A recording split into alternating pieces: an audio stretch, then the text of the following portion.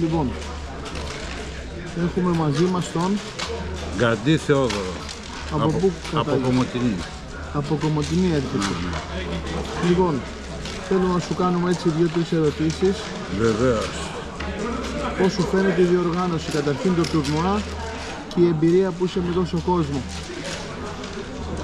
Η εμπειρία είναι φανταστική. Έχουμε συμμετάσχει σε τουρνουά, έχουμε πάει Κωνσταντινούπολη, έχουμε κάνει εμείς οι ίδιοι.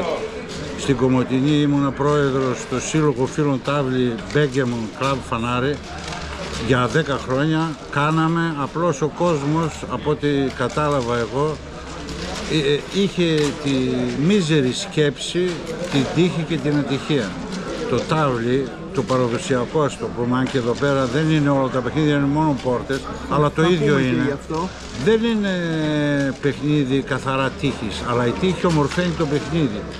Συνεπώς, όποιοι συμμετέχουν, είναι καλό να έχουν αυτόν τον αέρα του παιχνιδιού. Δεν μπορείς να παίζεις με οποιονδήποτε και να βασίζεσαι μόνο στην τύχη. Χάνουμε και κερδίζουμε. Είμαστε εδώ πέρα τώρα 100 τόσα άτομα, δεν μπορούμε όλοι να κερδίσουμε. Κάποιοι θα χάσουν. Ας ελπίσουμε ο καθένας για τον εαυτό του ότι θα μείνει στο τέλος. Η διοργάνωση πώς σου φάνηκε? Μια χαρά, μια χαρά. Είναι κάτι πρωτόγνωρο. Εμείς συμμετέχουμε, πάμε δεξιά, αριστερά με την πρώτη ευκαιρία, γιατί και οι δουλειές δεν μας το επιτρέπουν. Αλλά εντάξει, είναι μια χαρά. Θεωρώ ότι αν βρίσκεται ο κόσμος για να επανδρώσει όλα αυτά τα τουρνουά, τα 8 που θα γίνουν, αν δεν κάνω λάθος, στη Θεσσαλονίκη, θα είναι μια πολύ καλή ευκαιρία να ανεβεί το επίπεδο. Παίζοντας, αν δεν χάσουν την όρεξή τους ο κόσμος, γιατί εγώ έκανα για 10 χρόνια τουρνουά και ποτέ δεν έφτασα στο τελικό. Και ασχολιόμουν μια εβδομάδα, για να μην πω αρκετές μέρες, για το τουρνουά. Το θέμα δεν είναι λοιπόν να κερδίσεις, απλώς είναι να συμμετέχεις. Όταν συμμετέχουν αρκετοί, θα βρίσκει το τουρνουά την αξία του χρόνου με τον χρόνο. Λοιπόν, θέλω να μου απαντήσεις λίγο περιληπτικά, γιατί θα σου κάνω άλλες 2-3, μην τρώμε τόσο χρόνο. Ποιο είναι το πιο δύσκολο παιχνίδι για σένα? Για μένα υπάρχει μόνο ένα παιχνίδι, οι πόρτες. Είναι το πιο δύσκολο, το πιο όμορφο, το πιο απαιτητικό και το πιο τεχνικό. Όποιος καταλαβαίνει, όποιος παίζει τάβλη, πιστεύω να το καταλαβαίνει. Πιστεύεις ότι το τάβλη είναι περισσότερο παιχνίδι στρατηγικής ή ψυχολογίας?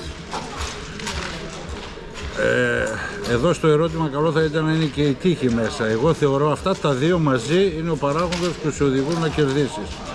Βέβαια με την ελάχιστη τύχη που πρέπει να έχεις για να κερδίσεις. Πώς νιώθεις για τα έπαθλα που έχουμε, που είναι τεράστια, δεν έχει ξαναγίνει, δεν νομίζω να έχει γίνει στην Ελλάδα ποτέ? Θα μοιράσουμε σε σύνολο 42.000 ευρώ. Ναι, εντάξει. Τώρα λίγο πρέπει να δούμε λίγο πώς θα οδηγηθεί προς το τέλος αυτό, αλλά προς το παρόν είναι ενδιαφέρον. Εγώ στο τουρνουά που είχα κάνει, είχα δώσει μια χρονιά 1.250 ευρώ σε μια περιοχή παραθαλάσσια της Κομοτηνής που είναι πολύ... Και κλείνω, ποια είναι η μεγαλύτερη πρόκληση που αντιμετωπίζεις στη διάρκεια ενός παιχνιδιού? Ειδικά όταν το σκορ είναι κοντά. Εκεί αλλάζει η ψυχολογία μας, ξέρεις. Η μόνη πρόκληση είναι να μπορείς να έχεις την ηρεμία για να ανταποκριθείς στις απαιτήσεις του παιχνιδιού. Το παιχνίδι μέχρι την τελευταία στιγμή δίνει ικανοποιήσεις και παίρνει ικανοποιήσεις. Πρέπει να έχεις την ηρεμία έτσι ώστε να ανταποκριθείς και να μην χαρίσεις ούτε στον αντίπαλο ούτε στο παιχνίδι αυτό που δεν θέλεις να χαρίσεις. Δηλαδή την ικανοποίηση στον αντίπαλο της νίκης και Σωστά, πολύ καλά τα λες. Το ραμάρικο της ήττας στον εαυτό σου. Σε ποια φάση είσαι μέχρι στιγμής? Μέχρι στιγμής θεωρώ ότι πήγα αρκετά καλά. Κέρδισα 2 αντιπάλους. Εντάξει, θα δούμε πώς θα ολοκληρωθεί. Ευχαριστούμε πολύ.